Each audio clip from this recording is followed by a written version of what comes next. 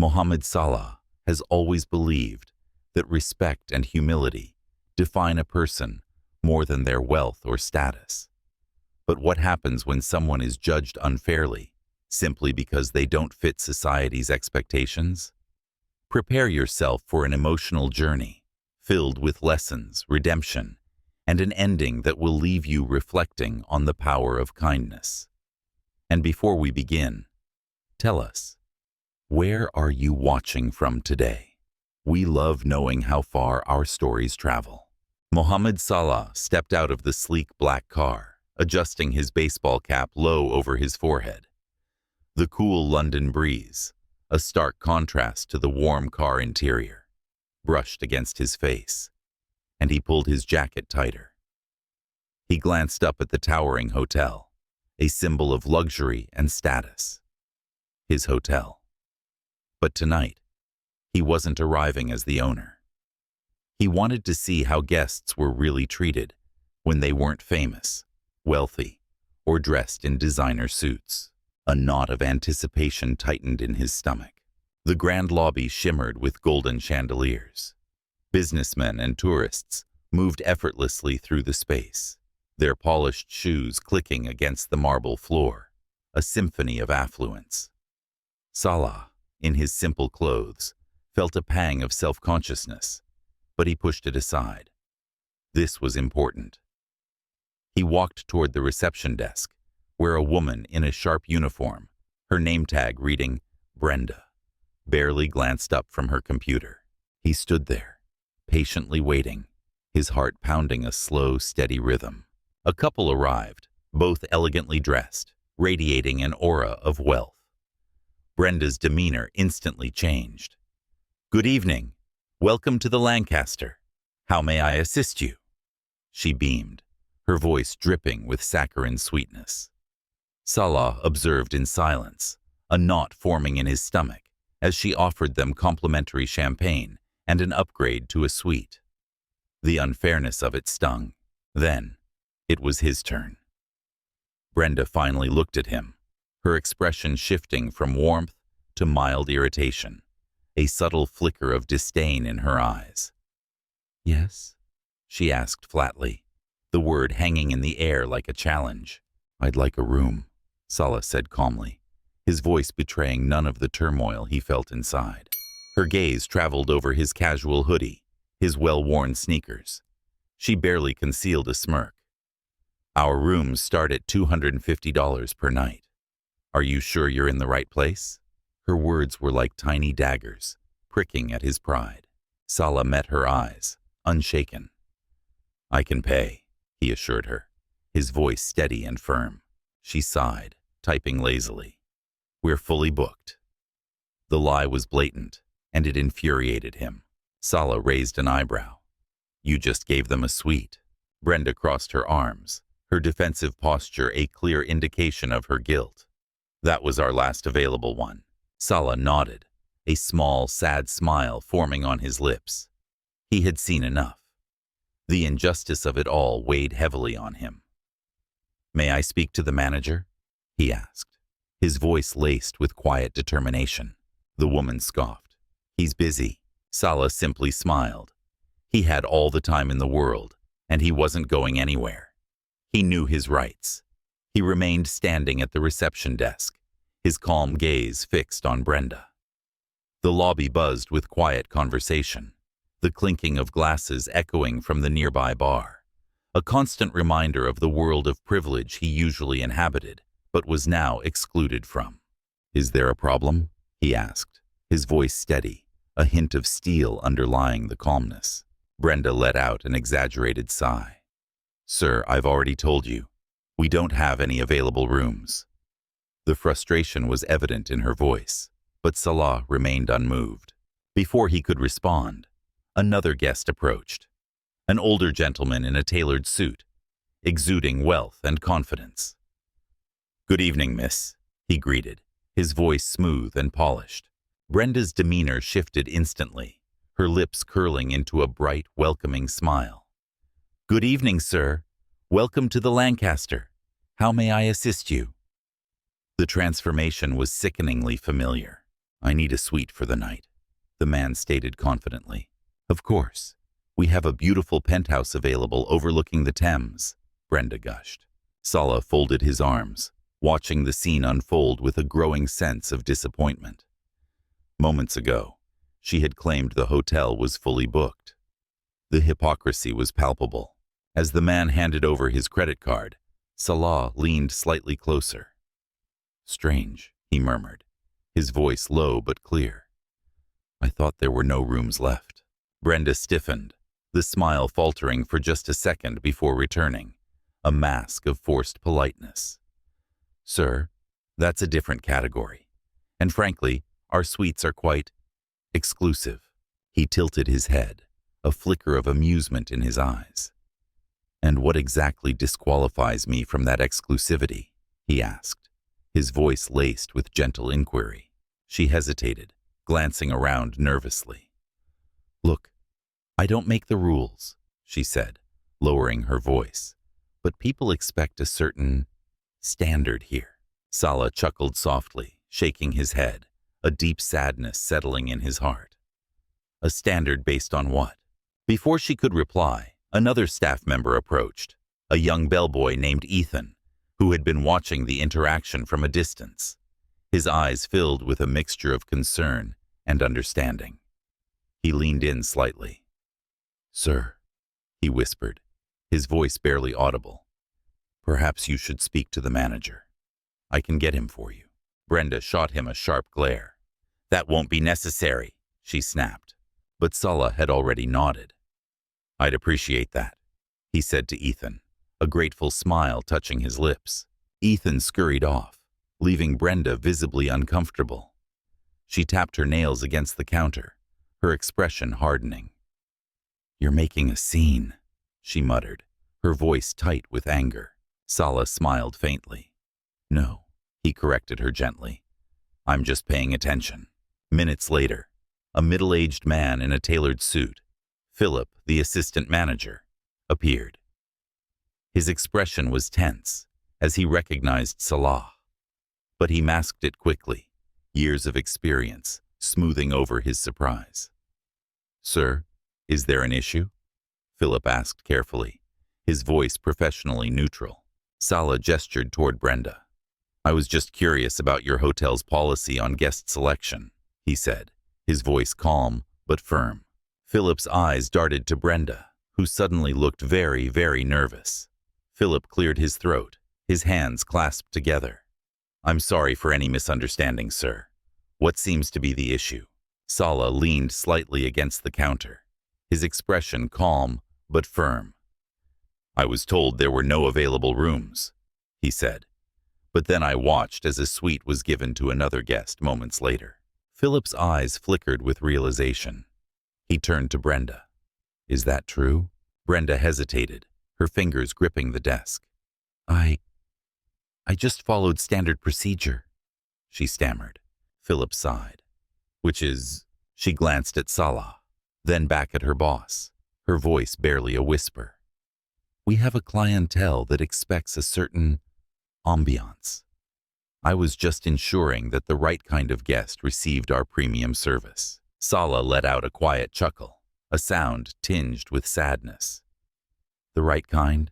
Brenda's face burned red. I didn't mean. Philip pinched the bridge of his nose, a gesture of weary resignation. I see. He turned back to Salah, forcing a polite smile. Sir, I sincerely apologize for any inconvenience. Of course, we do have rooms available. If you'll allow me, I'll personally arrange a suite for you right now. Salah held up a hand. That won't be necessary, he said softly. Philip frowned, confusion clouding his features. But sir, I don't need special treatment now that you know who I am, Salah said simply. The weight of his words hung in the air. Brenda blinked, her eyes wide with disbelief. Who you are? Philip stiffened. Salah could see the wheels turning in his mind.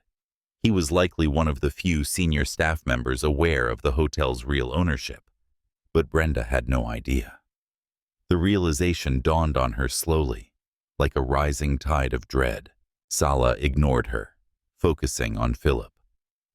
Tell me, Philip, what would have happened if I had actually been just another customer? Someone who didn't look wealthy? Would they have left here feeling humiliated just because they didn't fit your receptionist's standards? Philip swallowed hard. I assure you, sir, this does not reflect our values. Salah raised an eyebrow, a silent challenge. Doesn't it? A beat of silence passed between them, heavy with unspoken accusations. Brenda shifted uncomfortably, her confidence now completely shattered. The weight of her prejudice was crushing her. Salah turned to leave. I won't be staying tonight, he said quietly. Philip took a step forward, his voice laced with desperation. Sir, please allow us to make this right. Salah stopped, looking over his shoulder, a glimmer of hope in his eyes. You'll have that chance tomorrow morning. I assume all your staff will be here? Philip nodded hesitantly. Of course. Good, Salah said, with a small, determined smile. Then I'll see you all then. With that, he walked out, leaving Brenda staring after him, her stomach twisting with unease and a growing sense of shame. The grand lobby, once a symbol of her supposed power, now felt like a cage. The next morning, the entire hotel staff was called into a meeting. Rumors had spread quickly. Something about a mystery guest and a problem at reception. Brenda sat stiffly in her chair, her heart pounding like a trapped bird against her ribs. She felt sick with dread. Philip stood at the front of the room, clearing his throat. We have called this meeting to address an incident that occurred last night, he began, his voice grave. A guest was not treated with the professionalism and respect that we expect from our team. The employees exchanged glances, a mixture of curiosity and apprehension swirling in the room. At that moment, the door at the back of the room opened, and Salah walked in, dressed sharply in a navy blue suit. The room fell silent, a collective gasp escaping from the assembled staff. Brenda's breath hitched. The man from last night. The one she had dismissed. Philip turned slightly, his voice regaining its professional composure. Ladies and gentlemen, I'd like to introduce you to the owner of this hotel, Mr. Mohamed Salah. A gasp rippled through the room. Brenda's stomach dropped. It felt like the floor had fallen out from under her. Salah walked to the front, scanning the faces before him. Some looked guilty, others simply shocked, their mouths agape. He felt a pang of sadness for them, for the system that had created this environment of prejudice. First of all, he began, his voice strong and clear, I want to thank those of you who do your jobs with kindness and integrity. But last night, I was given a first-hand look at how some of your guests are treated when you think no one important is watching. The silence was heavy, thick with unspoken tension. Salah turned his gaze directly to Brenda. Tell me, he said, his voice gentle but firm. Do you remember me now? She opened her mouth, but no words came out. She felt like she was drowning in a sea of shame. You told me there were no rooms available, Salah continued, his voice laced with disappointment. You refused to even check, assuming I couldn't afford to be here. And yet, moments later, you welcomed another guest with open arms. Brenda's face burned with embarrassment. Tears welled up in her eyes, blurring her vision. I didn't know, she stammered. You didn't know who I was, Salah finished for her, his voice unwavering. But does that really matter? Would you have treated me any differently if I were just an ordinary man? Brenda swallowed hard, the lump in her throat making it difficult to speak. I didn't mean to offend you, sir, she whispered, her voice trembling. Salah let out a breath, a sigh of weary resignation. It's not just about me, he said, his voice gaining strength. It's about every guest who walks through those doors, expecting fair treatment, only to be judged before they even say a word. Philip stepped forward, his voice pleading. Mr. Salah, please allow me to assure you. I don't need assurances, Salah interrupted, his voice firm. I need change. A murmur ran through the staff, a wave of nervous energy rippling through the room. Brenda lowered her head, tears streaming down her face. I understand if you want me to leave, she whispered, her voice choked with emotion. Salah studied her for a moment, his gaze searching. Firing her would be easy, the expected outcome. But something in her remorseful expression gave him pause. Firing you would be easy, he repeated, his voice softening slightly. But I don't believe in easy solutions. I believe in lessons. Brenda frowned, confusion replacing some of her shame. What do you mean? You'll stay, Salah said, his voice firm but not unkind. But under one condition. She tensed, bracing herself. What condition? Salah's gaze was steady, unwavering. For the next week, you will work as a housekeeping assistant. You'll clean rooms, take care of guests, and see this hotel from the perspective of those who actually serve others. A few gasps echoed in the room, a mixture of shock and disbelief. Brenda's mouth went dry. You want me to clean rooms? She stammered, the words barely audible. Salah nodded. Maybe then you'll understand that no one is beneath respect. Philip hesitated, his voice uncertain. Mr. Salah, are you sure? This isn't a punishment, Salah clarified, his voice gentle but firm. It's an opportunity. The question is, will she take it? Brenda's hands clenched into fists.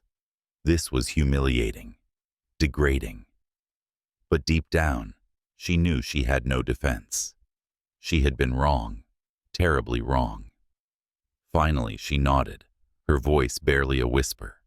I'll do it, she agreed, her eyes filled with a mixture of shame and determination.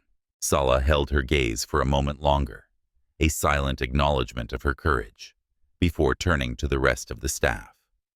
This hotel should be known for its service, he declared, his voice resonating with authority, not for making people feel like they don't belong. A wave of understanding passed through the room, a collective realization of the profound truth in his words. And with that, Salah left them to reflect on what had just happened. Tomorrow, Brenda's lesson would begin, and the hotel would begin its journey toward true hospitality. Victoria, now known as Vicky, stood in the employee locker room, staring at the uniform folded neatly on the bench before her. The navy blue housekeeping outfit was a stark contrast to the elegant suit she usually wore at the reception desk. The fabric felt rough and unfamiliar against her fingertips. She hesitated before picking it up, running her fingers over the coarse material. This was really happening. She had spent years working her way up, learning how to present herself with confidence, to command respect, or so she thought. Now, she was about to trade her polished heels for flat work shoes, her front desk authority for silent, invisible labor. A wave of nausea washed over her. A knock at the door startled her. Vicky? She turned to see a petite woman in her mid-40s, her housekeeping uniform already on, smiling kindly. I'm Maria. I'll be training you today. Her eyes held a warmth that Vicky didn't expect. Vicky nodded stiffly, feeling a lump in her throat. She had seen Maria before, bustling through the hallways, but had never spoken to her beyond a polite, dismissive nod. The guilt gnawed at her. Maria handed her a cleaning cart, its wheels squeaking slightly as she pushed it forward. Let's get started, she said, her voice cheerful despite the early hour. Their first stop was one of the luxury suites on the top floor. As Maria pushed open the door, Vicky was hit by the strong scent of expensive cologne, mixed with the stale odor of leftover room service. The king-sized bed was unmade, towels lay scattered across the floor, and half-empty wine glasses sat on the table. The scene was a stark reminder of the carefree indulgence of the guests, and the hidden labor that maintained their illusion of perfection.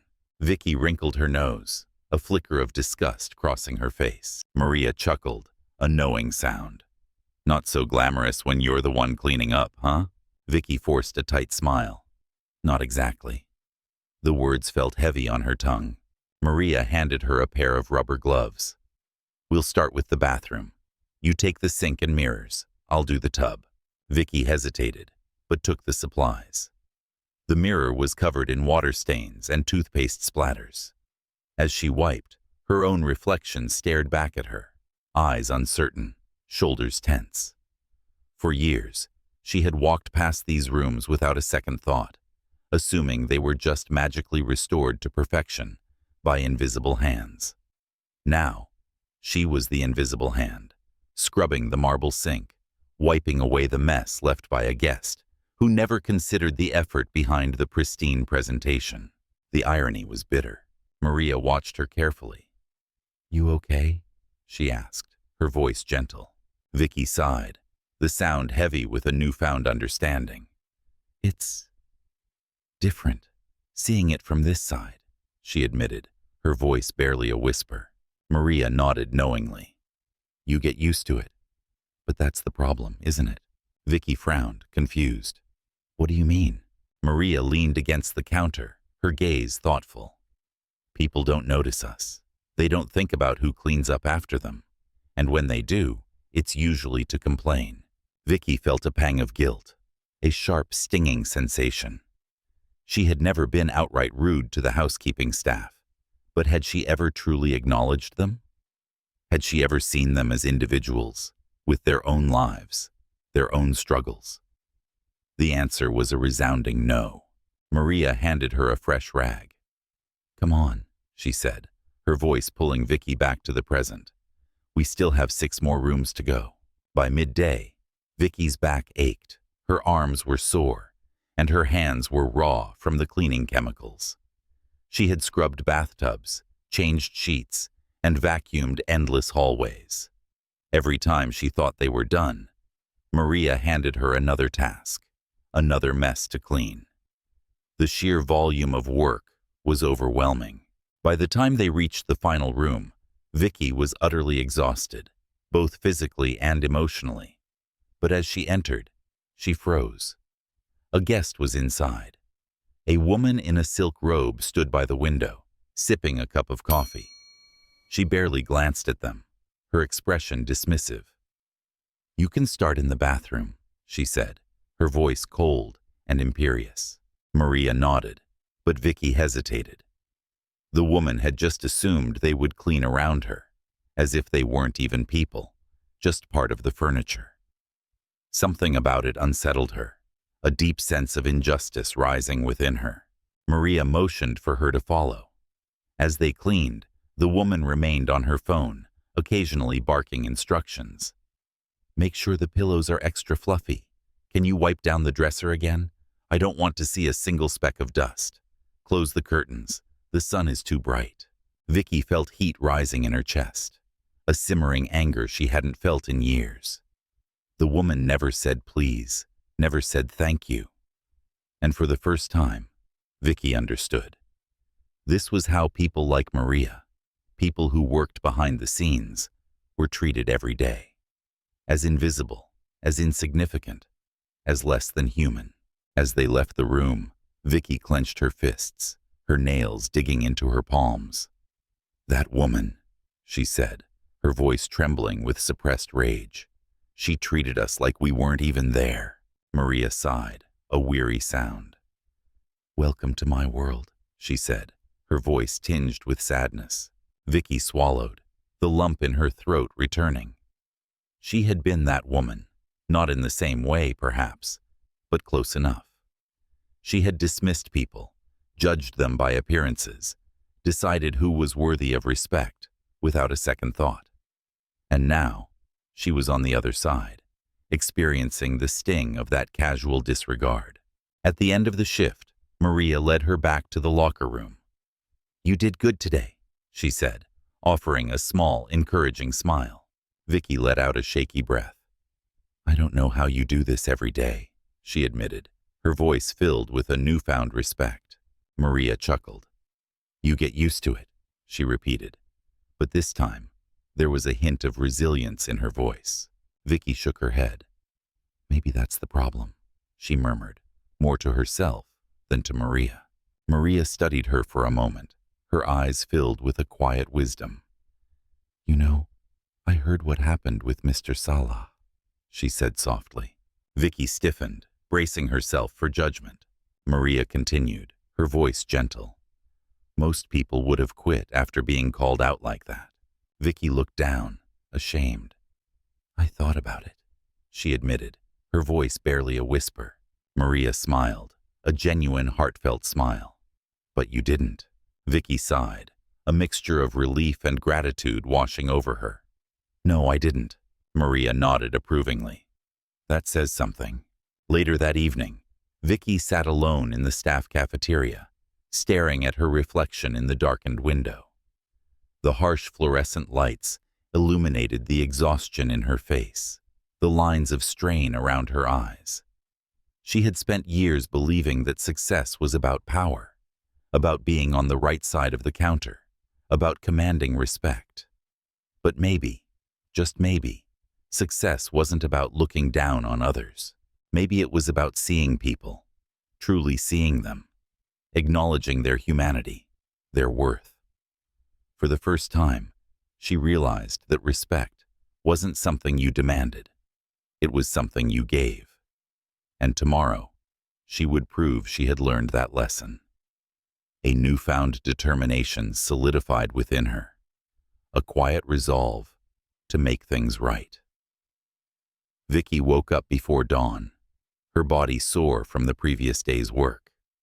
The muscles in her back and arms protested with every movement. She had never been so physically exhausted after a shift at the hotel before. Being a receptionist had its challenges, the constant pressure to maintain a perfect image, the endless stream of demanding guests, but it was nothing compared to what she had experienced as part of the housekeeping staff. The sheer physicality of the work, the relentless pace, the invisible nature of it all. It was humbling.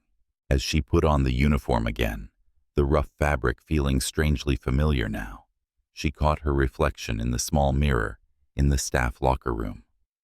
There was something different about her expression, a subtle shift in her eyes.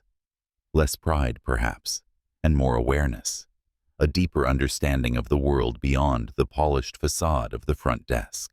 Maria was already waiting for her by the housekeeping station, her cart loaded with fresh linens and cleaning supplies. "Ready for day 2?" she asked, with a knowing smirk. Vicky sighed, a wry smile touching her lips. "Not really," she admitted honestly. Maria laughed, a warm, genuine sound. "Honest, I like that," she said, clapping Vicky on the shoulder. "Come on, let's get started." Their first task of the day was an urgent cleaning in the ballroom. An event had been held the night before, and the place was a disaster. Empty champagne glasses, glittering confetti, and plates of half-eaten food were scattered everywhere, a testament to the revelry of the previous night. The air was thick with the lingering scent of stale alcohol and perfume. Vicky grabbed a trash bag and started cleaning, her movements mechanical, her mind still processing the enormity of the task ahead. But it wasn't long before she heard snickers from across the room. She turned to see 2 receptionists, Sarah and Jason, whispering and staring at her, their faces contorted in expressions of amusement and disdain. She recognized them. She had worked alongside them for years, shared coffee breaks and gossip. And now, they were looking at her like she was someone else entirely, someone beneath them. The betrayal stung. Jason smirked, his voice dripping with sarcasm. "Didn't expect to see you down here, Vicky. How's life on the other side?" Sarah giggled, a high-pitched, irritating sound. "Yeah, how's it feel to be the one cleaning up instead of bossing people around?" Vicky clenched her jaw, her fists tightening around the trash bag. The old Vicky would have snapped back, defended herself, maybe even insulted them in return. She had always been quick with a retort, skilled at using words as weapons. But she wasn't the same person anymore.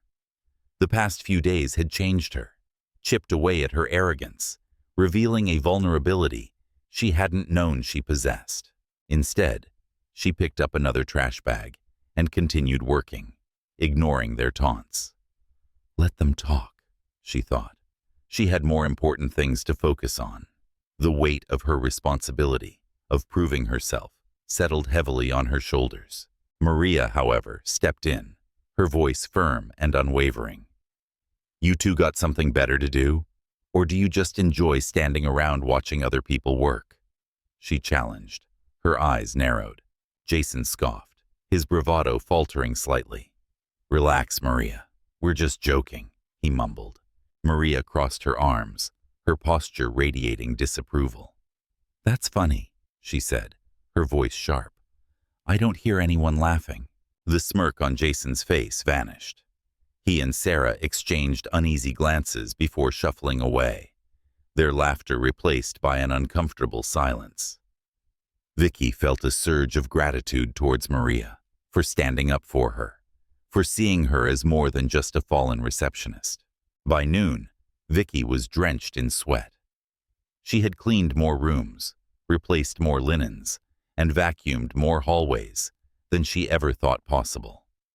She was exhausted, bone-tired, but she also felt something else, a sense of accomplishment, of pride in the work she had done. It wasn't glamorous, it wasn't prestigious, but it was real.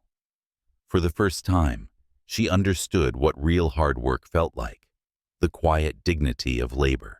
And then, as she finished making a bed in one of the suites, the door opened. Philip, the assistant manager, stepped inside. Vicky straightened, her heart skipping a beat. She hadn't seen him since the meeting. Philip's expression was unreadable. Mr. Salah wants to see you, he said, his voice neutral. Her heart skipped a beat.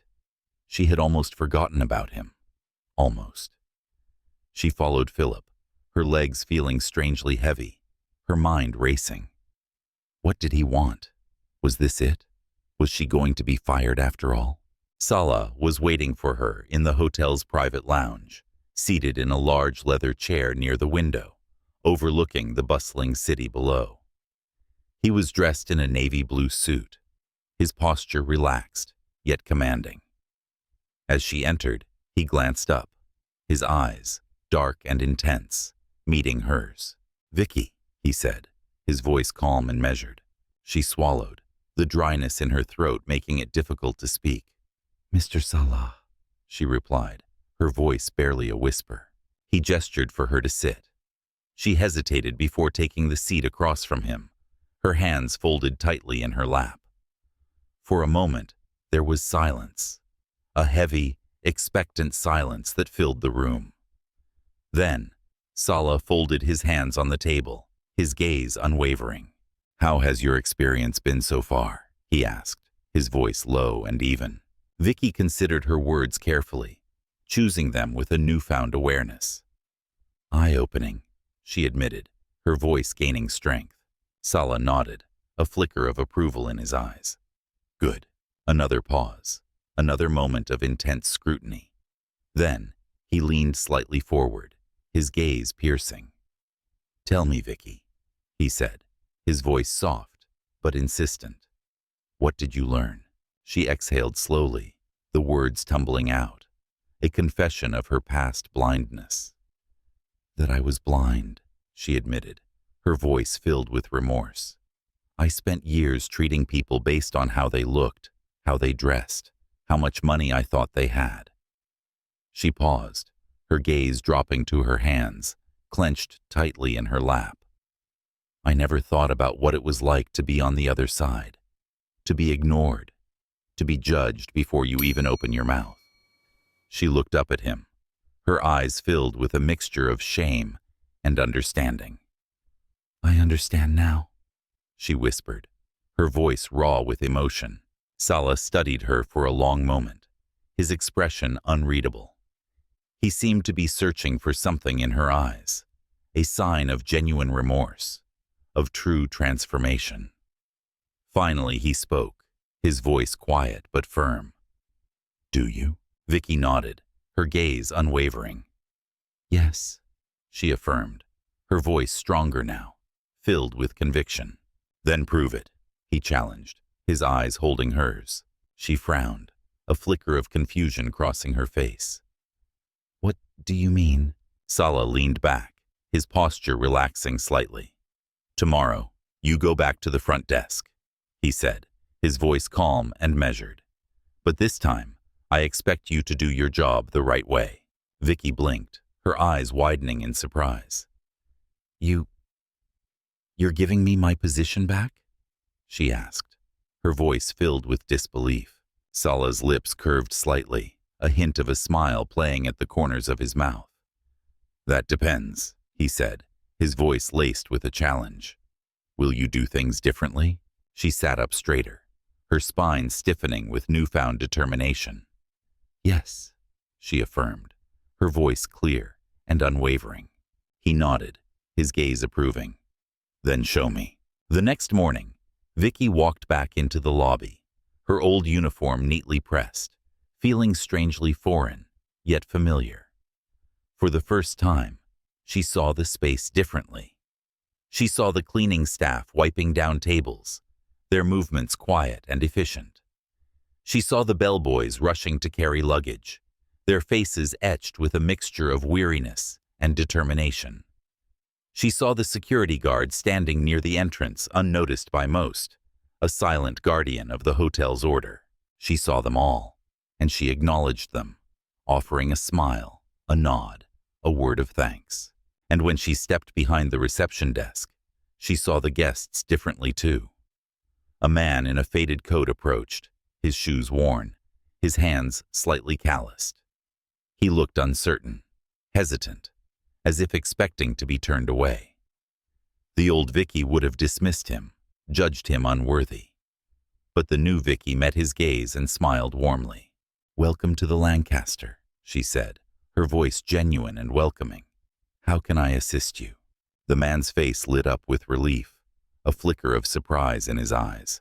And for the first time, Vicky felt like she truly belonged at the hotel, not because of her title, not because of her position, but because she had finally learned what it meant to serve with respect, with genuine kindness. The transformation was complete. She had found her redemption. The man, whose name was Mr. Henderson, explained that he was in town for a conference and needed a room for 3 nights. Vicky listened attentively, making eye contact and offering reassuring nods. She checked the system, finding him a comfortable room on a quiet floor, and even offered him a discount, remembering Mr. Salah's words about treating every guest with respect.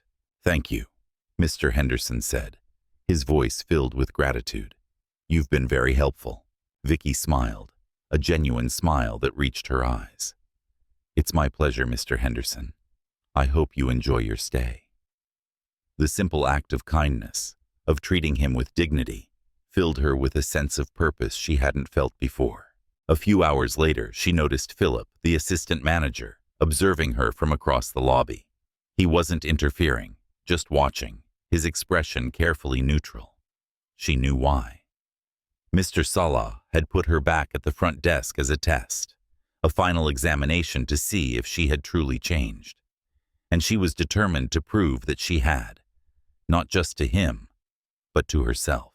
The next guest was a businessman in a sharp gray suit, radiating confidence and authority. He walked up to the desk with a brisk, efficient air, placing his credit card on the counter without making eye contact.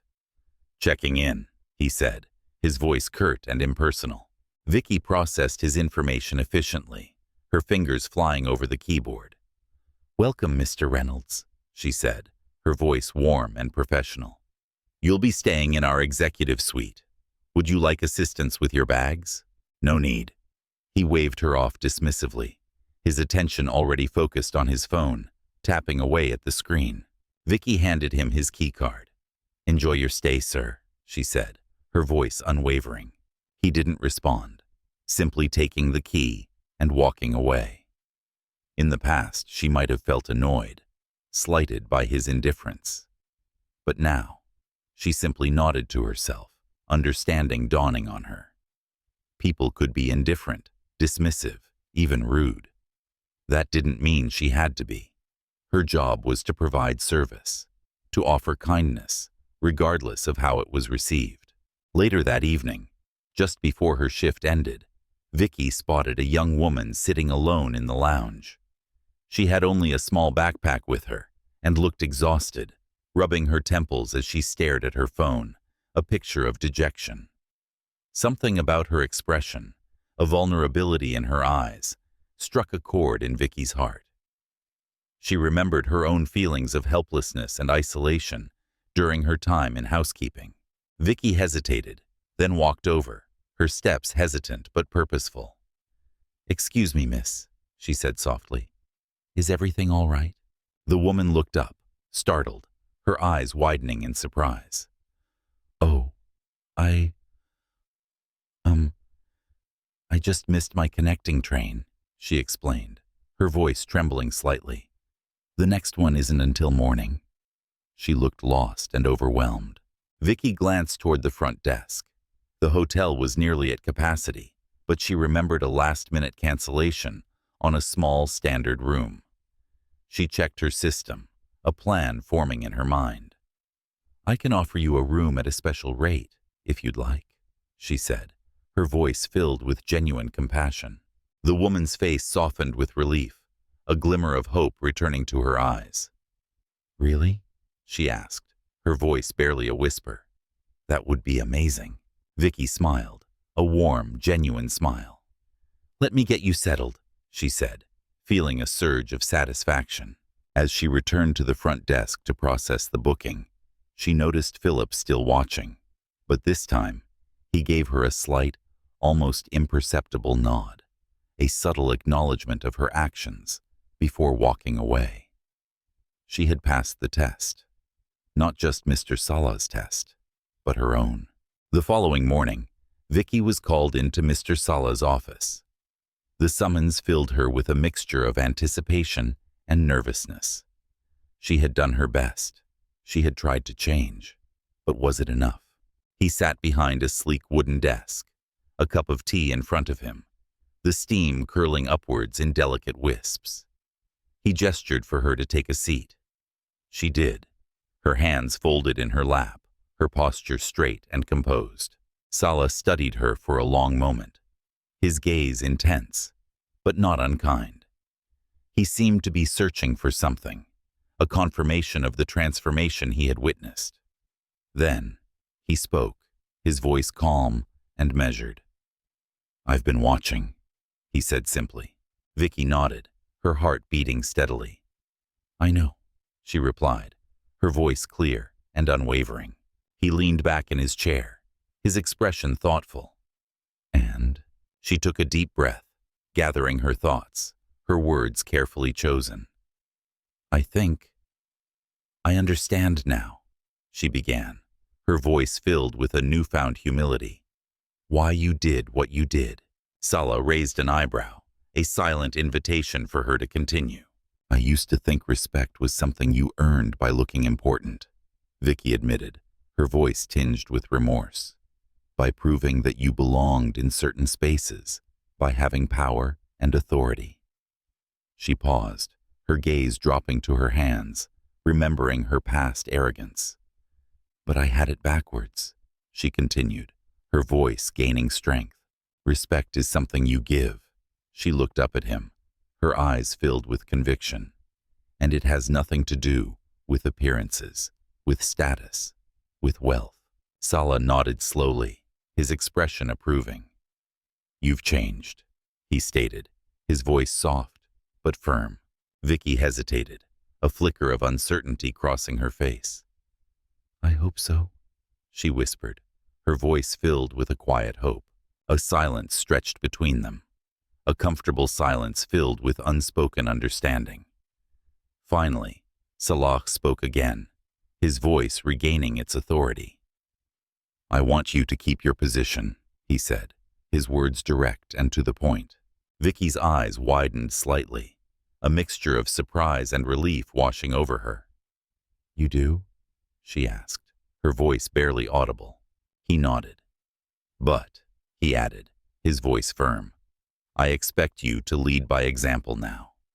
Treat every guest the way you wanted to be treated when you were in their place." She exhaled, a long, slow breath, a sense of responsibility settling upon her. "I will," she promised, her voice strong and unwavering. Salah stood, offering his hand.